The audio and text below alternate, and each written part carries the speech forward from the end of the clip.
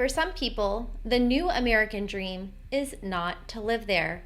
According to some sources, upwards of 9 million U.S. citizens are currently living abroad, and that number is only going up. Where are they going?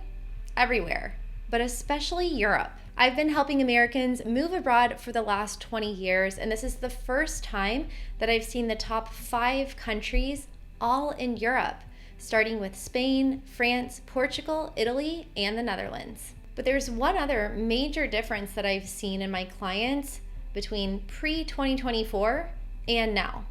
Before 2024, most of the people who were living abroad were either adventurous backpackers, digital nomads, or affluent people, maybe some jet setters or multinational employees and executives. But since 2024, the type of people who want to move abroad is really everyone and anyone. Most people moving today describe themselves as ordinary people who just want a better life, or some who feel that it's their only option, but they aren't always welcome where they go. American tourists, expats, immigrants, and digital nomads have faced waves of protests in places like Spain, Portugal, Mexico, and Bali, especially in the last year due to the sheer number of U.S. citizens abroad. Sources point to anywhere from 4 to 9 million Americans abroad, but there's no official data, so that means that many digital nomads, roaming retirees, and perpetual travelers and study abroad students are likely left out of the estimate. We do have some data on the number of U.S. citizens living in specific countries, however. For example, the number of U.S. citizens living in Portugal has increased by 5x since the pandemic, while the number of Americans in Spain, the Netherlands, and the Czech Republic has doubled. More than 10,000 U.S. citizens moved to Ireland in 2025, double that of the previous year.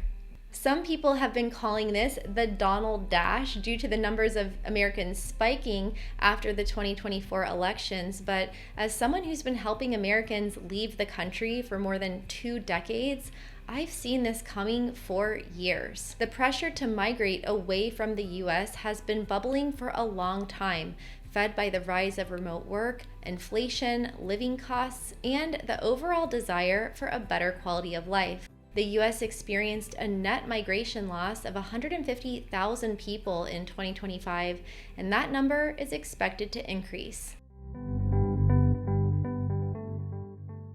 Now, a Gallup poll last year found that 40% of American women aged 15 to 44 would like to live abroad if they had the opportunity, but they're not alone.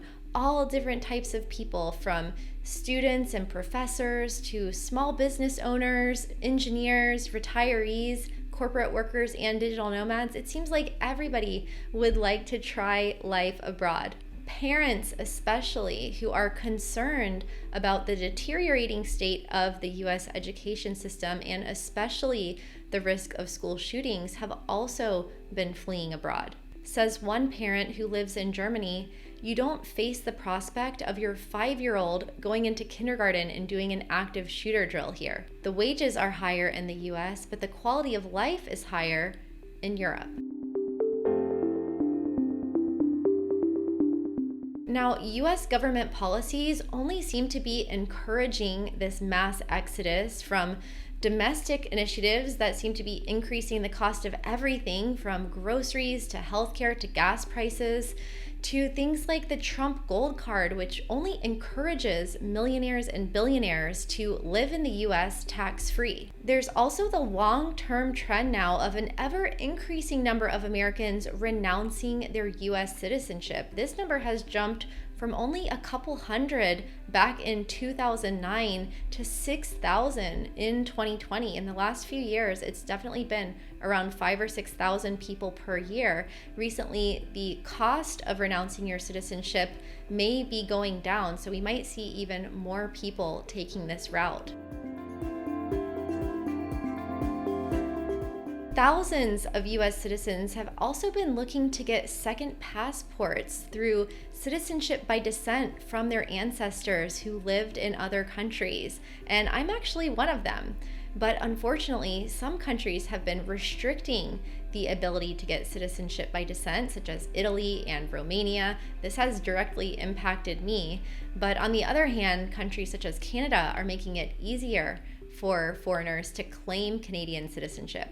In the last year, 6,600 people applied for British citizenship, 40,000 applied for Irish citizenship, and 50,000 Mexican Americans reportedly returned to their home country. The big question here is, though, is the American dream actually dead forever, or is this just a temporary migration? Well, as someone who's helped people leave the US for the past 2 decades, I can say that there's 3 main reasons why they do so. The first one is quality of life. So people are moving towards something for the most part rather than away from something. And this is something that's, I think, been consistent probably throughout human history. People are always looking to find a better life somewhere, whether that's within their country or across borders.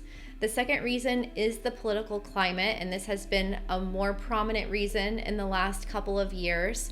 So the more instability that there is in the US and the more that US policies affect you in your day-to-day life, whether that's at the grocery store or the gas pump or in your housing and utilities costs or in the level of safety that you feel or equality that you feel with your rights being respected within the country. These are all issues that are driving people to leave the country, and it's not unlike the reasons that people leave any country. But the third reason is really the cost of living, and especially the cost of healthcare in the United States. So I don't really see any of these things getting better in the near term. So I think in the short term, we're going to continue to see an increasing number of people leaving the US and also Canada for some reasons as well.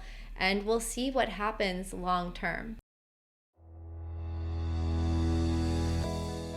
The number of Americans who would like to settle in another country has been steadily increasing since the 1970s.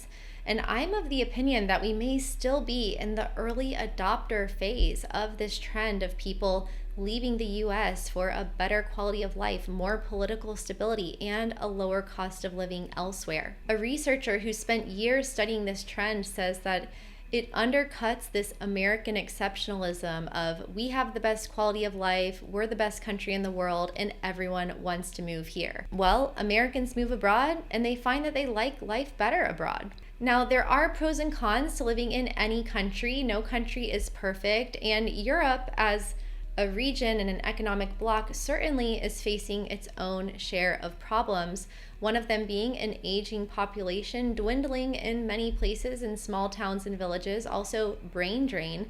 But interestingly, this US exodus to Europe could be helping them by bringing in much needed dollars and also a lot of expertise in various sectors. Most countries in Europe actually have a skilled worker visa or a job seeker permit to help encourage this type of migration. You'll also find that college professors, students, remote workers, tech workers, and people of all walks of life are headed overseas for these types of opportunities.